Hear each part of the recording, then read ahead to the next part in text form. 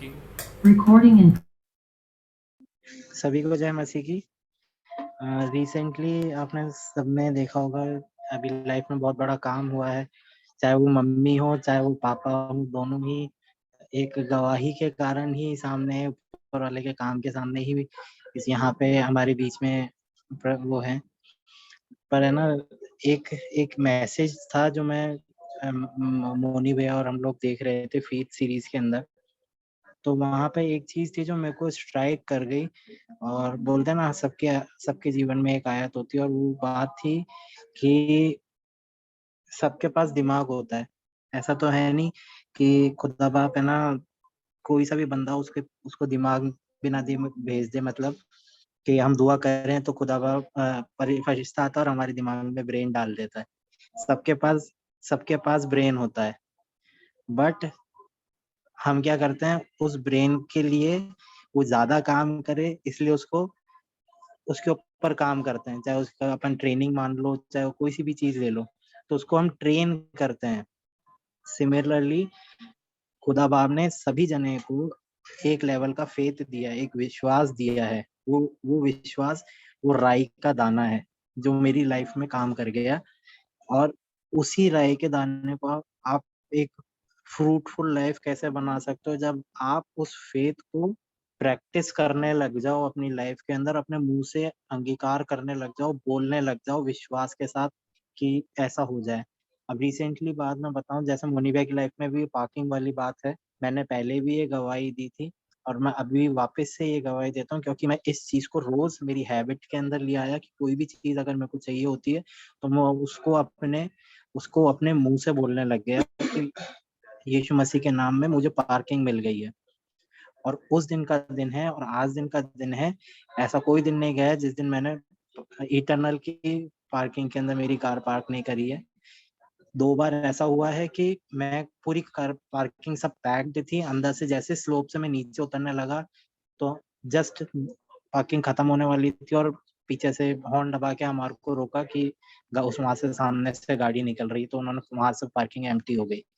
But ये था कि मेरे मन में ये चीज थी कि मैं खुदा बाप ने बोला है तो वो देगा, मैंने उसको कभी डाउट नहीं किया और वो चीज डेफिनेटली जितनी बार भी मैंने वो चीज देखी वो पूरी होने लग गई। वही चीज थी कि जब मैं पापा से बात कर रहा था, पापा को मैंने ये चीज बोली, पापा आंखें खोलो, आपकी आंख खुल रही है। पापा आंखें खोलो, आपकी आंख खुल रही है। और वो ही मोमेंट था जब मैंने देखा कि पापा अपनी आईज मूव करने लगे और एक साथ दोनों पापा ने अपनी आईज मूव करी। सिमिलरली वही चीज थी जब पापा का राइट हैंड जो था, राइट हैंड को मैं मुंह से बोलने लगा, मैंने कहा पापा आपका राइट हैंड हिल रहा है, आप देखो। पापा आपका राइट हैंड हिल रहा है, आप देखो। और पापा ने नींद में भी और कॉन्शियसली भी अपने हाथ को, राइट वाले हैंड को हिलाया है। तो मैं खुदा का शुक्र करता हूँ कि उसने ये चीज मेरे मन में डाली, और जो मेरे को खुदा ने एक लेवल का जो फेथ की हम बात करते हैं वो सभी को दिया है। बस वो ये है कि किसी किसी को उस फेथ के ऊपर विश्वास नहीं होता, कि खुद के ऊपर विश्वास नहीं होता, या उस फेथ को वो प्रैक्टिस नहीं करते हैं, इसलिए वो अपने पास रह जाता है। वो तोड़े वाली बात जो कलाम बताता है हमारे को कि किसी को 1 तोड़ा दिया और किसी को 10 तोड़े दिए, और 10 वाला 20 करके ले आया उसको, और 1 वाला था उसको को ले जाके गाड़ दिया। तो वही चीज हमारी जिंदगी में भी काम करती है। वो फेथ जो हमारे को एक राई का दाना दिया है, उसको अगर हम प्रैक्टिस करेंगे तो वो इतना बड़ा हो जाएगा कि अगर हम एक मुद्दे को भी बोलेंगे ना तो खड़े हो जा और जिंदा हो जा, तो वो हो जाएगा। क्यों? क्योंकि हम उसके ऊपर डाउट नहीं करेंगे और वो प्रैक्टिस हमारे जीवन में और लाइफ में काम करने लग जाएगी। क्योंकि वहां पे भी एक वचन जो था वो मेरे हुआ कि जब हम ऐसे बोलते हैं तो हमारे जो स्वर्गदूत हैं, परमेश्वर ने हमारे साथ एक स्वर्गदूत दे रखा है। जब हम परमेश्वर के वचन को नहीं बोलते ना तो वो भी सोचता होगा कि बोर, कि यार ये तो काम ही नहीं बताते कुछ भी। लेकिन जैसे ही हम परमेश्वर का वचन अपने मुंह से बोलते हैं तो वो काम करने लग जाता है, उसके कान खड़े हो जाते हैं कि हाँ मेरे को कुछ काम दिया है परमेश्वर के दूत ये सोचते हैं कि हाँ मैं कोई काम दिया, और वही चीज है जो कि हमारी लाइफ में काम करने लग जाती है। तो यही चीज था कि मैं जो मेरे रिसेंटली मेरे साथ होने लगा है, या ये हर एक के जने के साथ में हो सकता है। हम क्या करते हैं कि इंस्टेड कि हम किसी और जने से दुआ कराते हैं, कई बार ऐसा होता है कि आप किसी और के पास चले जाते हैं। उससे अच्छा है कि एक विश्वास रखो मन के अंदर और अपने मन से दुआ करो कि खुदा तो उन्होंने हमको ये अथॉरिटी दी है कि हम भी मुर्दों को जिला सकते हैं, और मुझे विश्वास है पिता कि तू हमारे जीवन में काम करता है। तो ये छोटी-सी गवाही थी जो एक बहुत बड़ा लेसन भी है मेरे लिए, और एक एक मार्ग भी है कि हमें फ्यूचर में किस तरीके से चलना है। इसलिए खुदा का मैं शुक्र करता हूँ कि उसने इतनी छोटी-सी लेकिन इतनी बड़ी बात मेरे मन में डाली, और विथ एग्ज़ाम्पल मेरे को सामने दिखाया। प्रेज़ द लॉर्ड, जय मसीह की। जय मसीह की विकी। जय मसीह।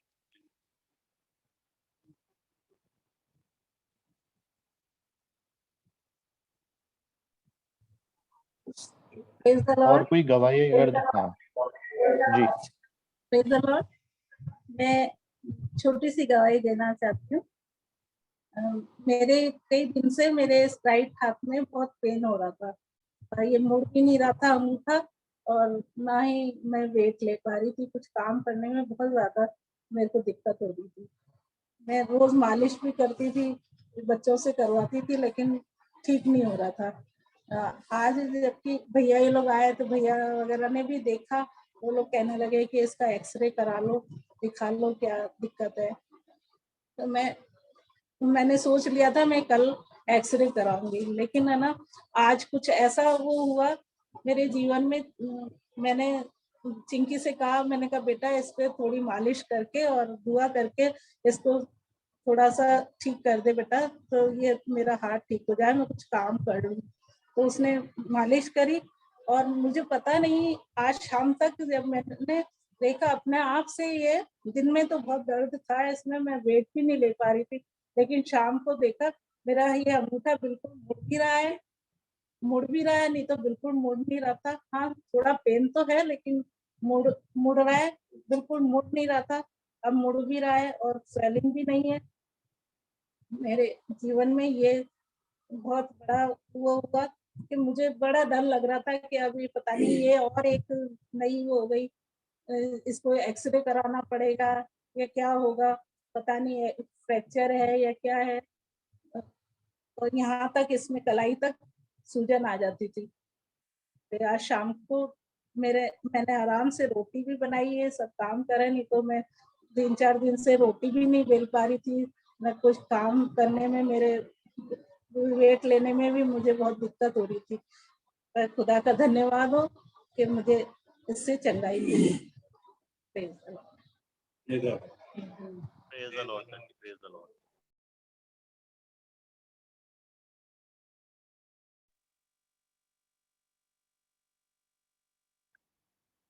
और कोई अगर गवाही देना चाहता है, टेस्टिमनी, तो दे सकते हैं अभी। सबको प्रेज लॉर्ड। जी भैया। प्रेज द लॉर्ड भाई। मेरी आवाज आ रही है सबको? सबको प्रेज लॉर्ड। बीते दिनों में जैसे सबको पता है मेरे बारे में कि अभी जस्ट कुछ दिन पहले ही मेरा प्रमोशन हुआ है, और सबसे पहले तो मैं बोलना चाहूँगा मेरा प्रमोशन ही मेरी सबसे बड़ी गवाही है, क्योंकि जब मैं दोबारा रेलवे मैंने ज्वाइन किया था तो ये सोचकर किया था कि अगर एक झाड़ू लगाने वाले की नौकरी भी मिल जाएगी तो मैं कर लूँगा। लेकिन मेरे जिंदा खुदा ने मुझे वापस वही पोस्ट दिलाई और सब कुछ वैसे ही किया जैसा पहले था, ये मैं पहले कह चुका हूँ। लेकिन एक छोटा सा चीज़ बताता हूँ कि रेलवे का एक टेन्योर होता है कि जब आप नेक्स्ट प्रमोशन के लिए एलिजिबल हो जाते हैं तो आपको कम से कम मिनिमम 2 साल की नौकरी होनी चाहिए आप। और मेरे से पहले ऐसे कितने लोग हैं जिनके 2 साल का टेन्योर कंप्लीट हो चुका है और उन्हें साल भर ऊपर हो गया है, लेकिन उन्हें आज तक प्रमोशंस के लिए वो एलिजिबल भी नहीं हो पाए हैं। लेकिन मुझे नहीं पता कि कैसे हुआ, क्या हुआ। मैं जस्ट अभी लास्ट मंथ मेरे 2 साल कंप्लीट हुए हैं, और उसी मंथ मेरे पास लेटर आता है कि मैं नेक्स्ट प्रमोशन के लिए एलिजिबल हूँ। ये भी अगर प्रोसीजर वाइज देखा जाए तो एक बहुत बड़ी गवाही है। और उसके बाद हम लोग अप्रॉक्स लगभग 75 लोग थे पूरे डिवीज़न से। अजमेर डिवीज़न एक अलग चीज़ होती है। डिवीज़न मतलब होता है बहुत सारे शहर उसमें आते हैं। हमारे डिवीज़न में अजमेर आता है, ब्यावर आता है, उदयपुर आता है, उदयपुर आता है, आबू रोड आता है, मारवाड़ आता है, बहुत सारे जगह आते हैं। और जब भी आपका प्रमोशन होता है तो ये चीज़ फिक्स्ड होती है कि आपको बाहर आपका ट्रांसफ़र होगा। क्योंकि जो लोग पहले से ट्रांसफ़र पे बाहर जा चुके होते हैं, उन लोगों को उनकी एप्लीकेशन जिस दिन वो बाहर जाते हैं, तभी लगा देते हैं कि अगले प्रमोशंस पे हम अपने घर वापस आ सकें। ये जो भी रेलवे के हैं, जेरी अंकल और ग्रेस आंटी और राजमाऊ वगैरह, ये लोग सब अच्छी तरह जानते हैं इस चीज़ को। ये एक बहुत, बहुत बड़ी फ़ाइट होती है कि आप अपने प्रमोशन पर अपने शहर में रुक जाएँ। ये मतलब लोग पैसा देकर, जान-पहचान कुछ भी कर नहीं ला पाते।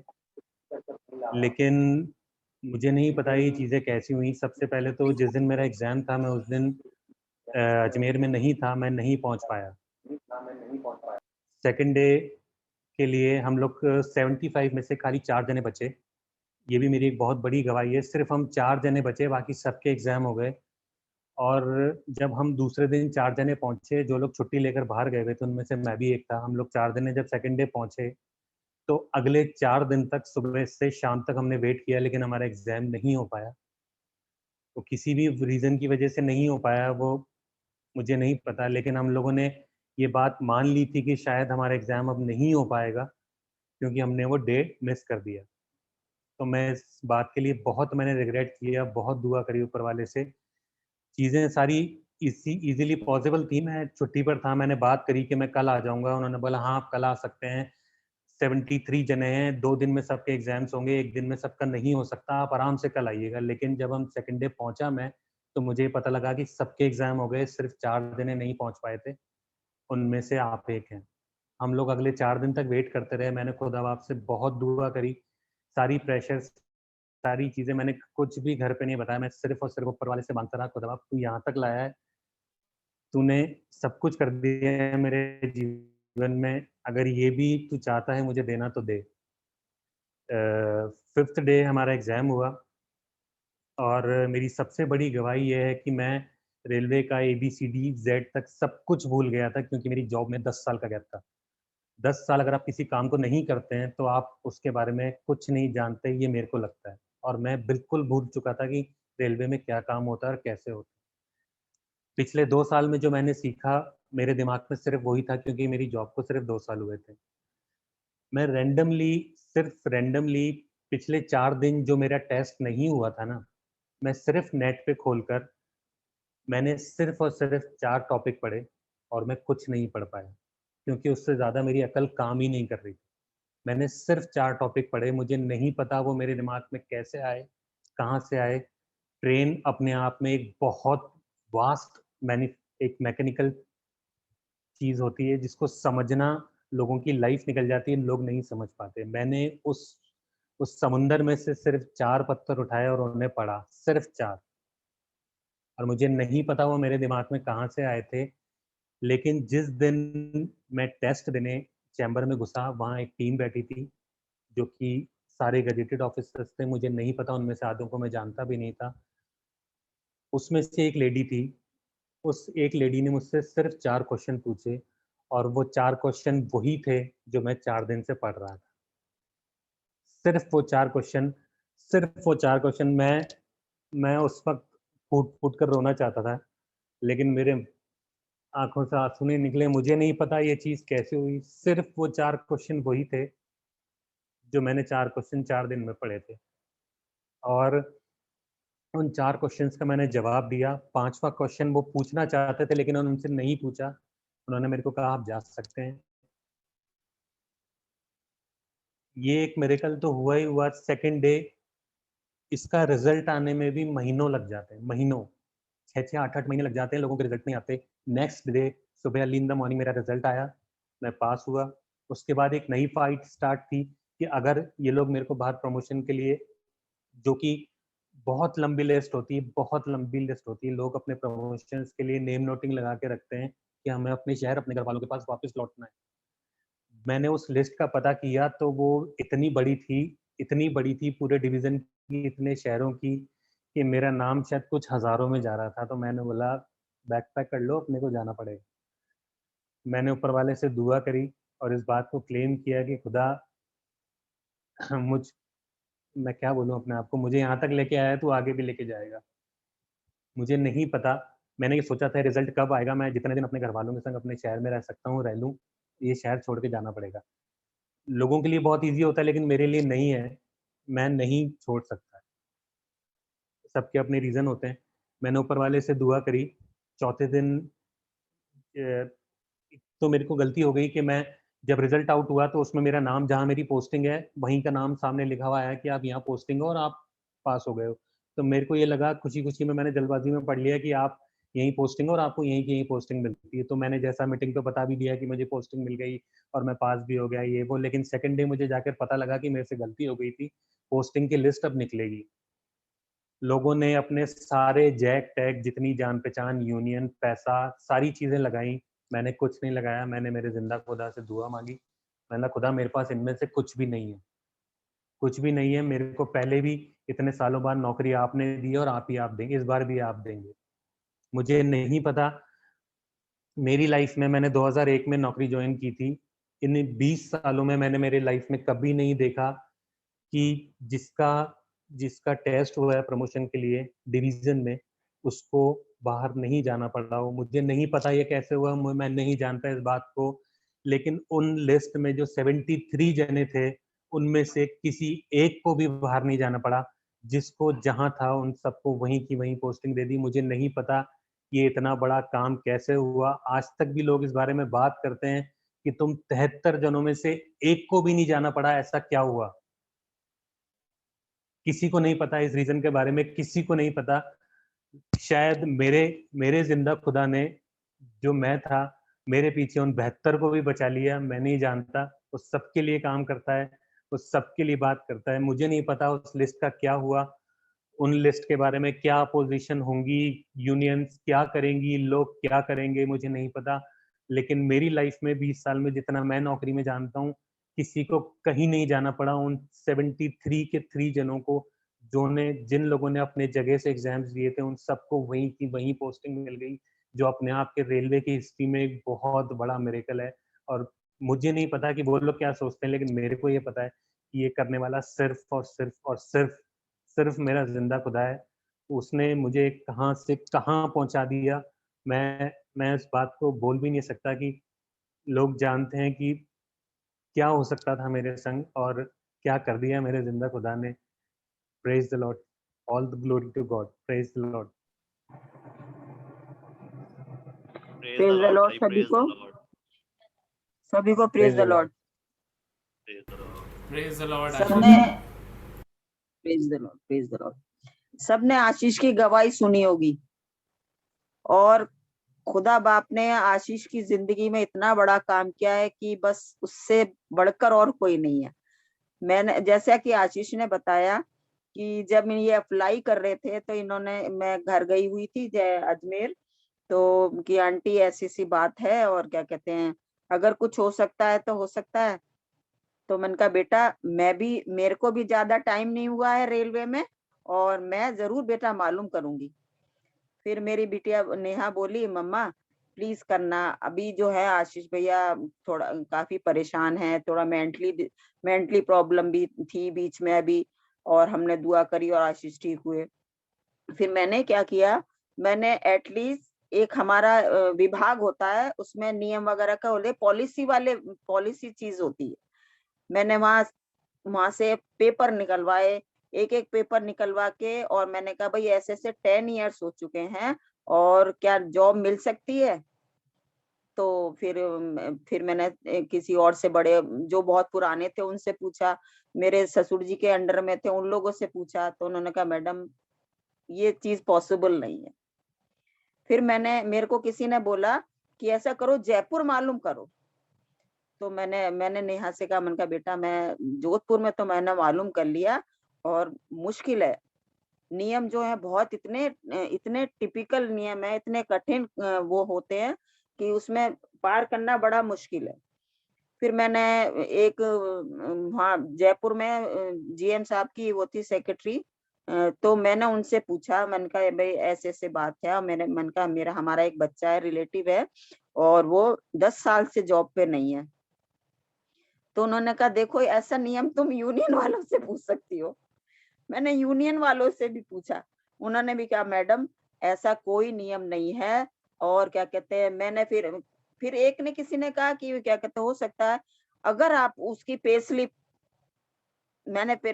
अगर उसकी पे स्लिप मिल जाती है तो हम उसमें यूनियन वालों ने हम उस केस को लगा के और ये कर सकते हैं। पर माँ भी फिर आशीष से मैंने पूछा, मैंने कहा बेटा, मैंने नेहा से कहा, मैंने कहा बेटा भैया से पूछना पे स्लिप है क्या?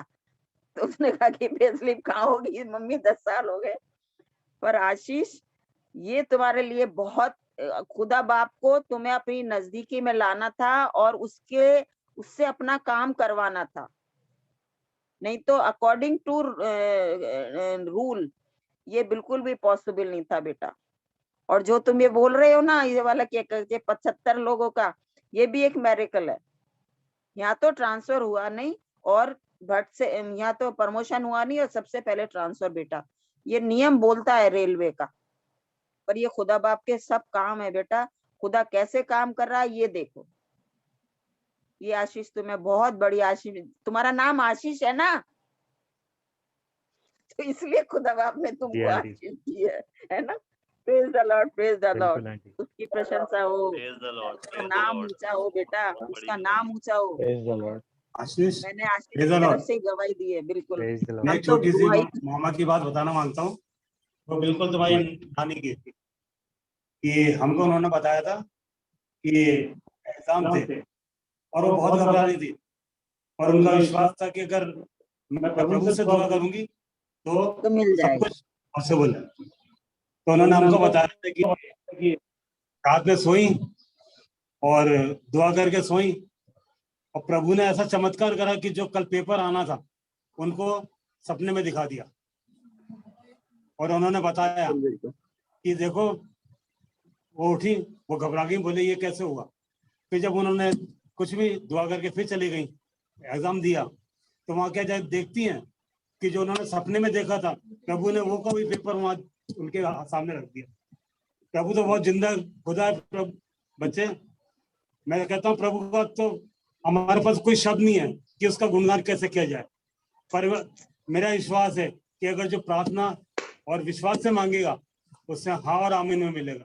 प्रभु का लाख लाख धन्यवाद। प्रेज द लॉर्ड, जय मसीह की। Hallelujah, praise the Lord, praise the praise the Lord बेटा, प्रेज द लॉर्ड।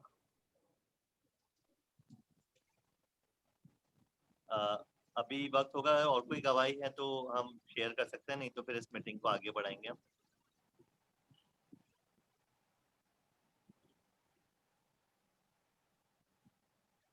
चलिए मीटिंग को आगे बढ़ाते हैं। Over to you Anshul. अब समय होगा कि हम परमेश्वर के जीवित वचन में से पढ़ेंगे और मैं रिक्वेस्ट करूंगा मिसेस क्वीनी शशि बाला से कि वो वचन को पढ़ने में हमारी सहायता करें।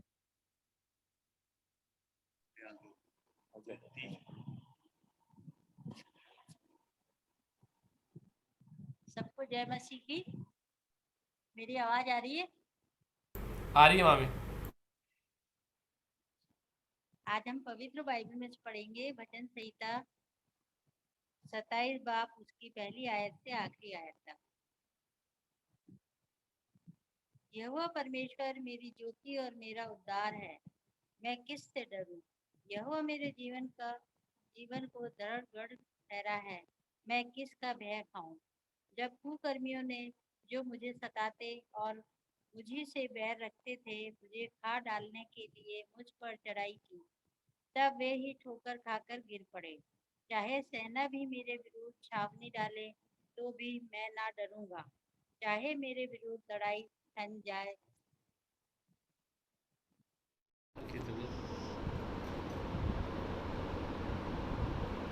चाहे मेरे विरुद्ध लड़ाई ठन जाए, उस दशा में भी मैं हियाव बांधे निश्चित रहूँगा।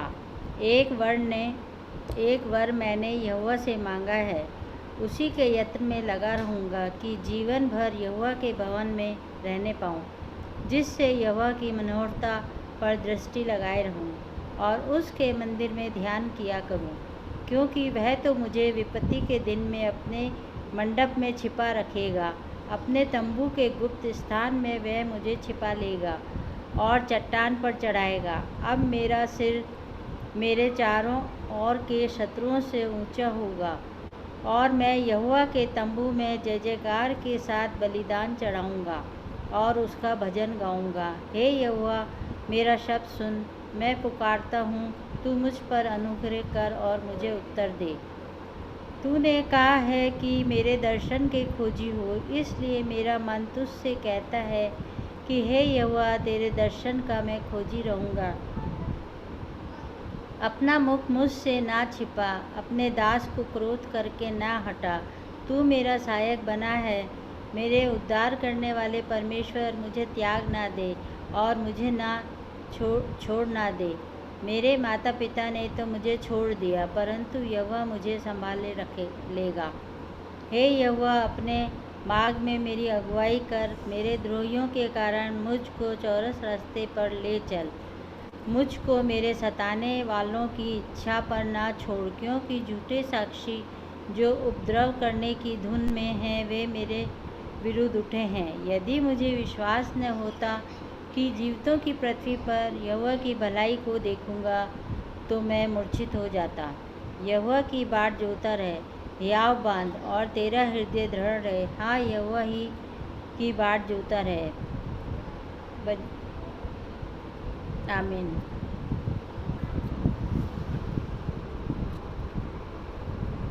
आखिर में मैं रिक्वेस्ट करूंगा ब्रदर अमन स्टीफन से कि वो एंडिंग प्रेयर में हमारी अगुवाई करें। आइए हम दुआ करें। खुदावा, आप आद्यंता संभाल के रखा, जिंदों की जमीन पर रखा, इसके लिए आपको लाखों बार धन्यवाद देता हूँ मेरे खुदा। और जो जूम मीटिंग के माध्यम से खुदा आपके नाम से एकत्रित होकर आपके नाम को जय जयकार करने वाले बन सकते हैं, इसके लिए भी आपको धन्यवाद देता हूँ खुदा। और जो भी बीमार है, चंगाई का, खासकर अजय अंकल के लिए और संगीता मामी के लिए मैं दुआ मांगता हूँ मेरे खुदा। उन्हें शरीर में जो भी कमी घटी है मेरे खुदा, उन्हें जल्द से जल्द चंगाई भरा हाथ रखे, उन्हें जल्द से जल्द खड़ा कर मेरे खुदा। और जो हमारे बीच में आकर वो एक अद्भुत गवाही देने वाले बन सके मेरे खुदा। और जो इस जूम मीटिंग के दौरान जो भी किसी भी परिवारजन में किसी को किसी बात की तकलीफ या कुछ प्रॉब्लम हो खुदा, मैं नहीं जानता, आप उन बातों को, दिलों को परखने, जांचों को परखने वाले मेरे खुदा है खुदा। उन्हें हर समस्या से दूर कर मेरे खुदा। जो भी तकलीफ और जो बीमारी है, इसमें पूरे परिवार को संभाल के रखना, इससे बीमारी को छू भी ना पाए और आपके नाम को धन्यवाद देने वाले बन सके। और जो खुदा जो अस्पताल में मरीज एडमिट है मेरे खुदा, उन्हें भी चंगाई दे, जिससे कि वह भी अपने घर जाकर आपके नाम को धन्यवाद देने वाले बन सके। और जो खुदा जो सफर में है, उन्हें भी अपनी मंजिल तक पहुंचा, जिससे कि वह भी आपके नाम को धन्यवाद देने वाले बन सके।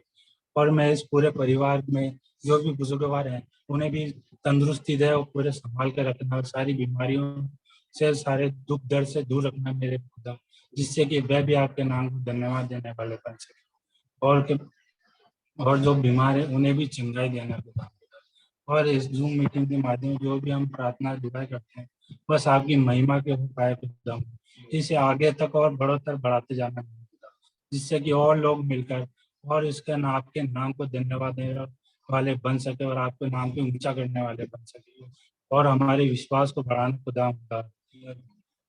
और क्या मांगू, मेरी इस छोटी दुआ को सुनिए और कबूल करिए, प्यारे प्रभु यीशु मसीह के नाम में मांगता हूं, आमीन। ऐ हमारे बाप जो आसमान पर है, तेरा नाम पाक माना जाए, तेरी बादशाहत है, तेरी मर्जी जैसे आसमान पर पूरी होती है जमीन पर भी। हमारी रोज की रोटी आज हमें बख्श, जिस तरह हम अक्सर माफ करें, हमें महज में न बना दे, बल्कि बुराई से बचा, क्योंकि बादशाहत, कुदरत और जलाल हमेशा आपकी है, आमीन। आज की यीशु की खूबियाँ मुझ में हो, उसका जोश और मोहब्बत मिले मुझको, रूही लाई दुआ और फिर मुझको यीशु की खूबियाँ मुझ में हो,